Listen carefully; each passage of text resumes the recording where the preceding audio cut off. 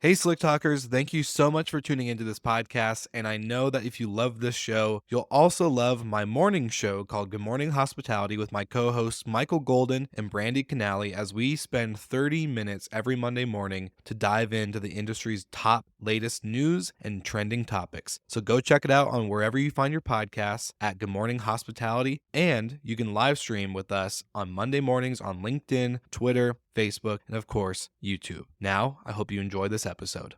This week, I want to start off with a quote, technically two, from a book called Atomic Habits by James Clear. And I'll tell you a little bit later in the episode of why I'm starting the episode with this quote. Goals are about the results you want to achieve. Systems are about the processes that lead you to those results.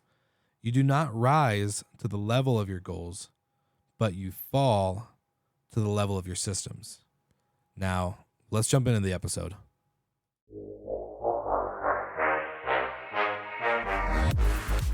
You're listening to Slick Talk, the hospitality podcast, a podcast for those who are in and around the hospitality industry who love, live, and breathe what they do. You can join us for candid and unscripted conversations with hospitality experts and founders as we go deeper into their personal stories while they're sharing their triumphs and trials that got them to where they are today. I'm your host, Will Slickers, and you're listening to an episode of Slick Talk, the hospitality podcast. Now, let's begin.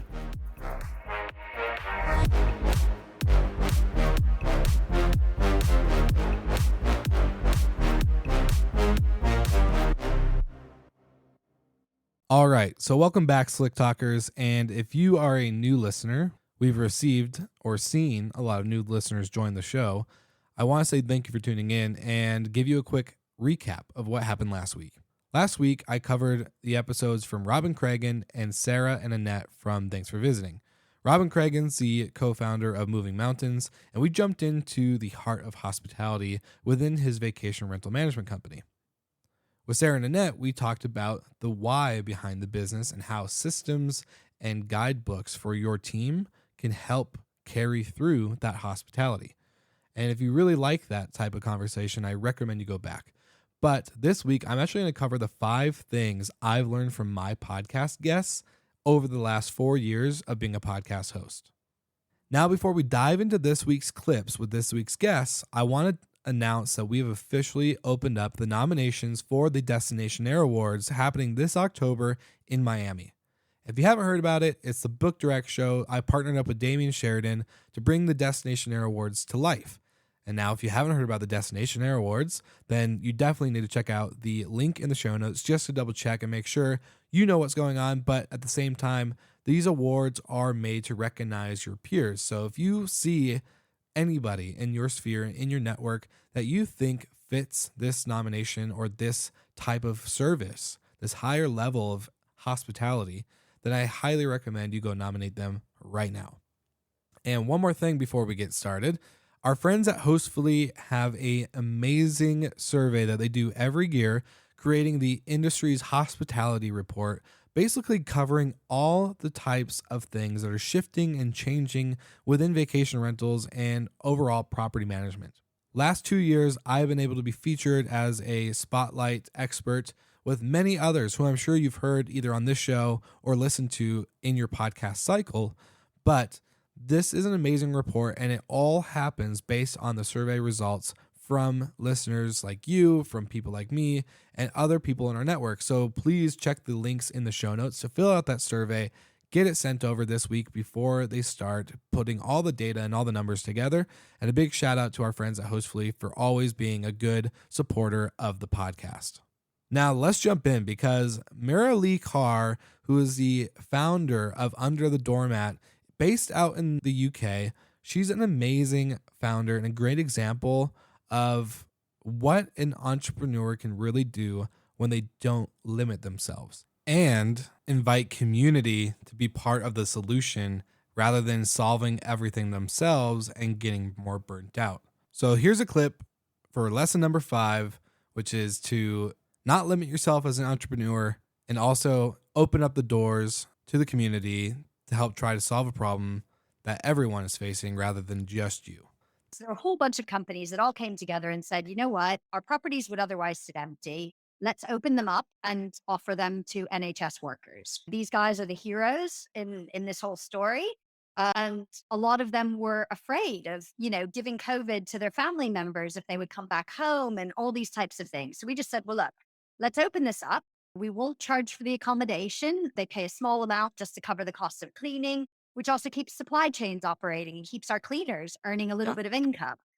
So everybody wins from this. And it was incredible because the government was really impressed that as an industry, we're helping out communities and all these types of things. So, in all the conversations we were having about regulation and all this kind of thing, the fact that we were getting really positive PR talking about how we're doing something good was really, really valuable. And of course, you should never do these things because you're looking for a commercial return, but Exactly. sometimes you do the right thing and actually some really exciting things come out of it. And the really exciting thing that came out of it is actually trusted stays. So, the Short Term Accommodation Association, the industry body, basically now has come together and we have what's called trusted stays. And that means any company who's accredited in the UK can put their stock on trusted stays and can sell commercially to government and also in the future into corporates. And what's been really interesting is in the NHS Homes program, we said to government, well, look, you're paying hotels to house people. Why would you not pay us? We offer a better product. We're actually offering socially distanced accommodation. If people are going to be staying for 2, 3 months, they don't want to be stuck in a hotel room.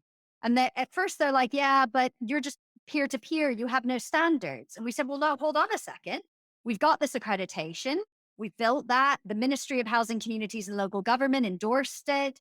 We've done all these things. So having done all those things as an industry prior to COVID, it meant that when COVID happened, we had a story. And so then what we did was actually build that into a platform. And they said, well, the only way we're going to work with you is if there's one route in. We don't want to work with hundreds of different companies. That's too messy for us. We said, fine, we'll build it. So we built Trusted Stays.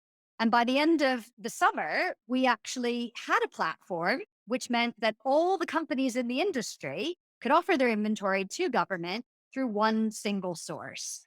And now, literally today, we've just pressed go on a government RFP for the next 2 years for all of the transient accommodation for government. To give you an idea, that's 30,000 room nights a Wow. year in London alone. And this is an RFP for the whole of the UK. So all of a sudden, now having come together as an industry to do something good in the summer last year, we now have something which means that government is willing to buy stays in our homes.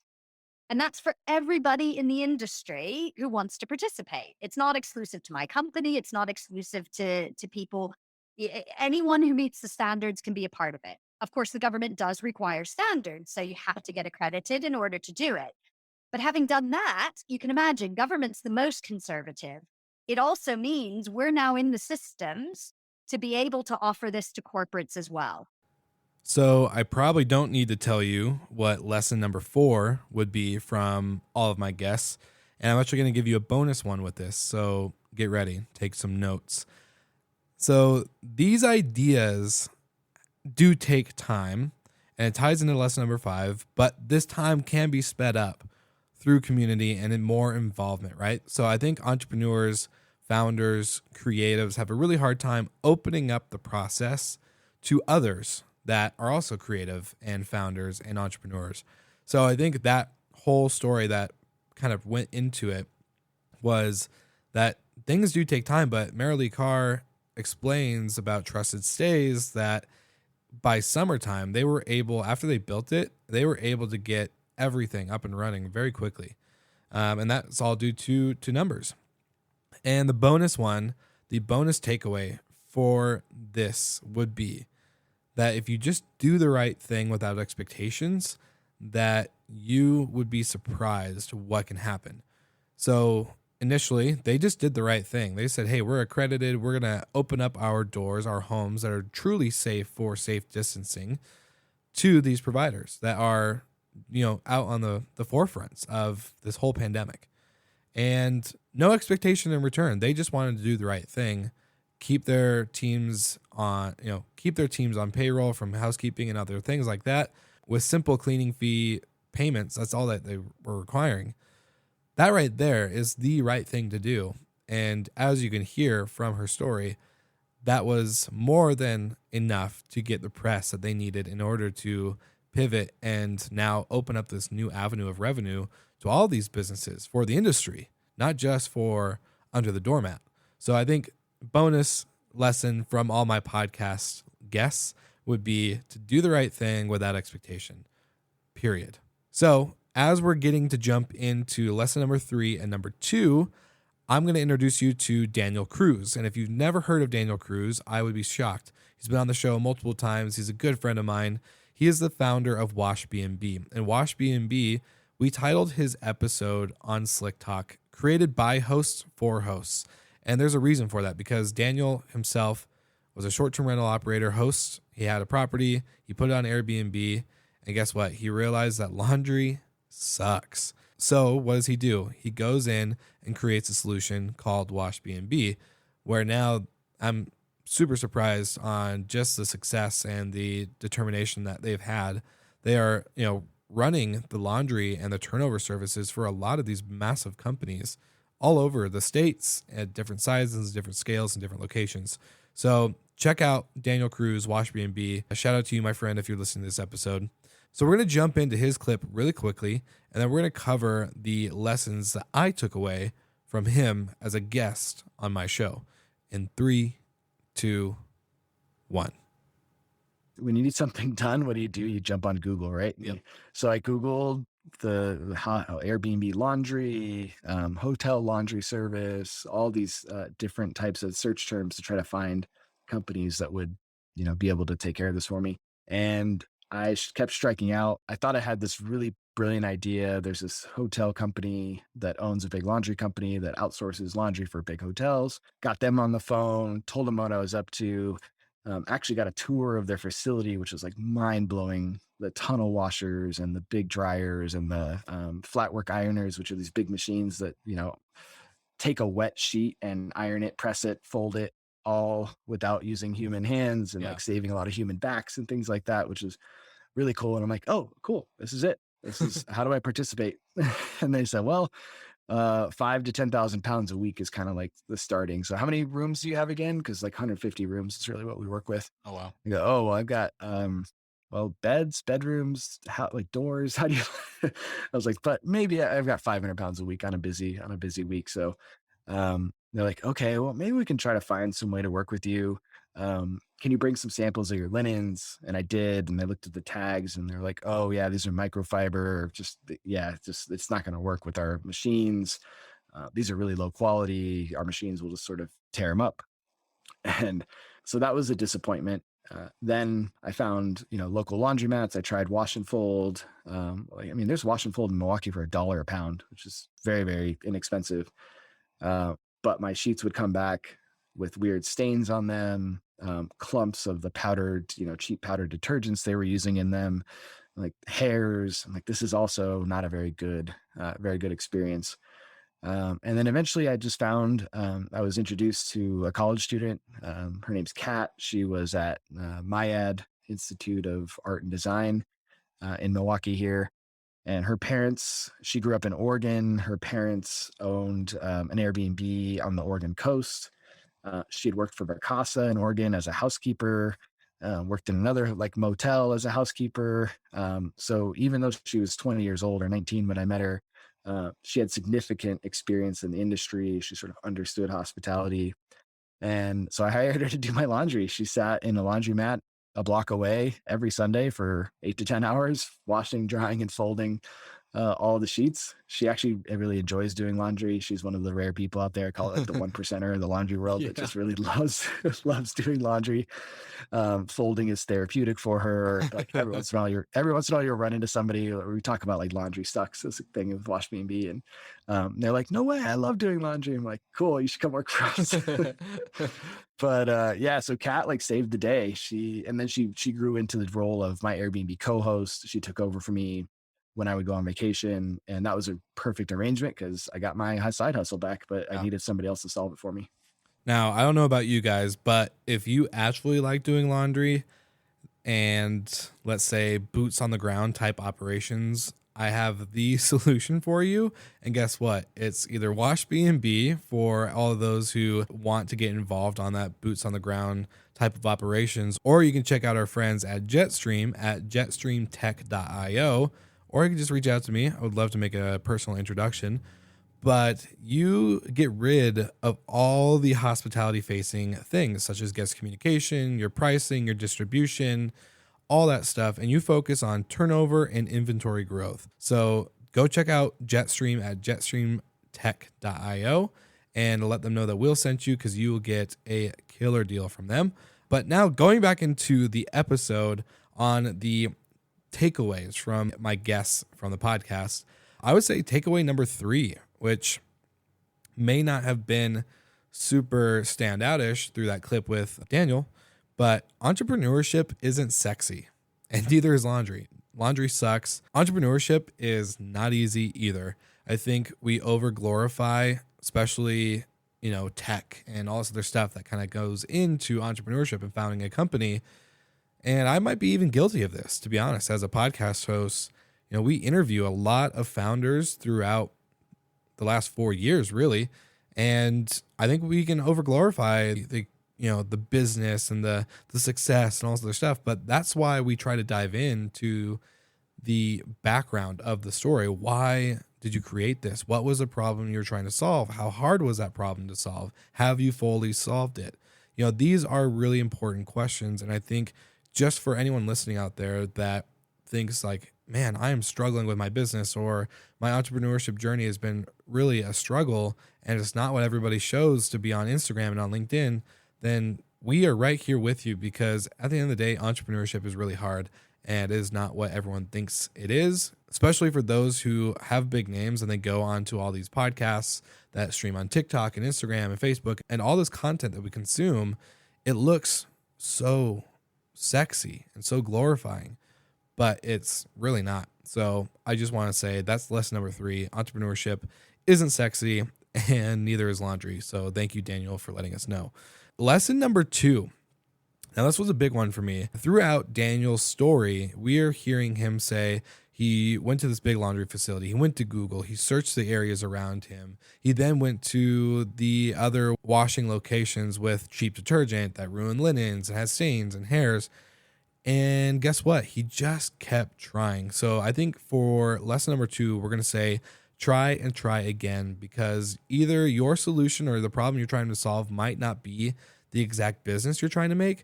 But if you keep going and keep searching, you'll end up finding something that may take you by complete surprise. So that is lesson number 2, is to try and try again. I know I have started multiple businesses in the past thinking they're going to go one way and ending up not going that way I expected, not working out at all, or turning out to completely something different I've never even thought of, like running a podcast network. I never thought I would own a podcast network with over 50 podcasts in different genres and different niches, all just by starting Slick Talk. Like, that was the craziest thing for me. So just keep trying and trying till you find out what works.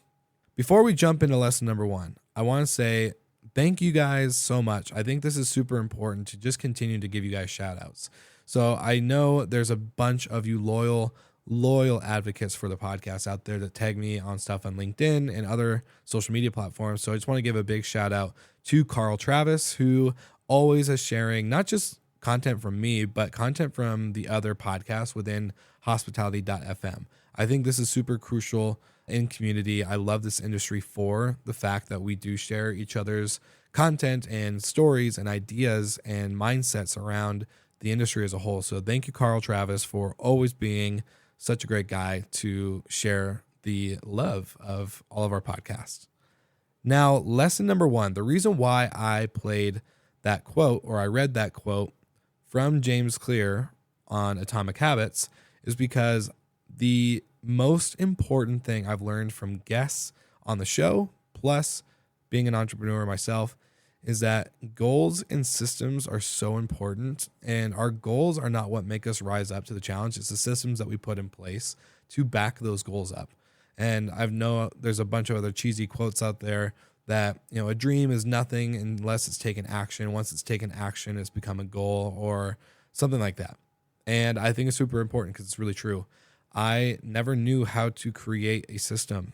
I knew how to follow systems. It has taken me years to shift into a system creator instead of a system operator, which I still operate, but I've never created systems before. I've been given management roles and positions with SOPs and everything put in front of me that I just had to follow. Now, creating these systems and creating a goal that needs to have a system built in place in order for that goal to be achieved has been the hardest thing, but it's the most important thing, because when you get a formula down with the right software or the right structure behind you, you can really see yourself excel in your business or in just your career in general. So that has been lesson number 1, is to really focus on your goals and the systems that power that goal in order to make it an achievement. So that's it. This is this week's episode. And I just want to say thank you again so much. And before we hit the outro, stay tuned after the outro for a quick message about what's to come throughout the next couple weeks.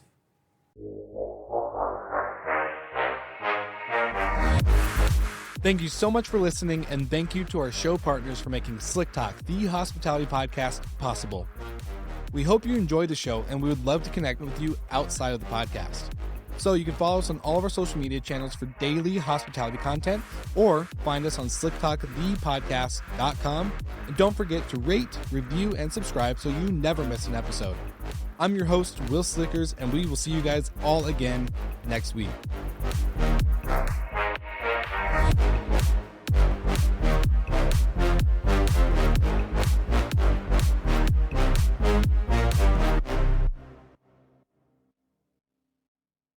Okay, awesome. What a great episode. Thank you guys for giving the great feedback that I've been getting from just this structure. I know we've done a lot of interviews in the past, and as much as I love doing them, this has been really fun for me. So thank you for allowing this new structure to really just take its own wings and fly off. One thing I want to say, if you didn't hear the message before the episode really started, I want to give you guys the opportunity to really take this time and focus on your nominations for the Destination Air Awards.